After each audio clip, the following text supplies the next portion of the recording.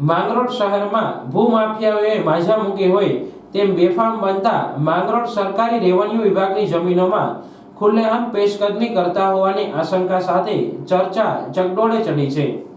જાણવા મળતી વિગત મુજબ માંગરોળ શહેરમાં છેલ્લા ઘણા સમયથી ભૂમાફિયાઓએ માઝા મૂકી હોય તેમ અને શહેરના અનેક વિસ્તારોમાં સરકારી જમીનની પેશકદમી થયાના આક્ષેપો થઈ રહ્યા છે। હાલ માંગરોળ કેશોદ ચોકડી પાસે રાજાશાહી વખતના શેખ મિયા તળાવમાં સરકારી જગ્યાની પેશકદમી થઈ હોવાના આક્ષેપથી ખળભળાટ મચી ગયો છે।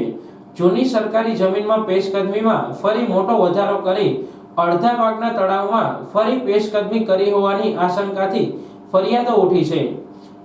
ખનીજ નાખી તળાવ બુરી દેવામાં આવ્યું છે તેવા પણ આક્ષેપો થયા છે અને આ બધું જાહેર રસ્તા પર હોવાથી રેવન્યુ વિભાગને આ બાબતે જાણ થતા રેવન્યુ વિભાગે પેશકદમી અંગેની તપાસ હાથ ધરી છે। જ્યારે સ્થળ ખરાઈ કરવા મામલતદાર માંગરોળે આદેશ કર્યો છે। સરકારી જમીન અને આ તળાવ માંગરોળના એક માણસથી જાણીતી છે અને આ જગ્યા માંગરોળની સરકારી અલગ અલગ સંસ્થાઓ પણ પોતાના ઉપયોગ માટે માંગણી કરી રહી છે। ત્યારે બીજી તરફ આ પેશકદમી દર વર્ષ વધી રહી છે અને અનેક લોકો દ્વારા અધિકારીઓનું ધ્યાન પણ દોરવામાં આવતા તપાસના આદેશો આપ્યા છે। હાલ તો તપાસની કામગીરી શરૂ કરવામાં આવી છે અને પેશકદમી નીકળે તો તેને તાત્કાલિક ખાલી કરવાની મૌખિક સૂચનાઓ પણ આપી છે।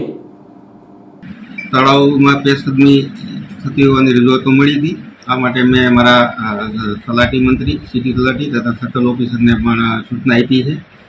સ્થળ તપાસ કરવાની, રેકર્ડ આધારિત તપાસ કરવાની અને તાત્કાલિક એનો રિપોર્ટ રજૂ કરવા માટે એને જણાવ્યું છે। તપાસ થઈ ગયા પછી એમાં જે કંઈ કાર્યવાહી કરવાની થાય એ અમે ચોક્કસપણે કરીશું।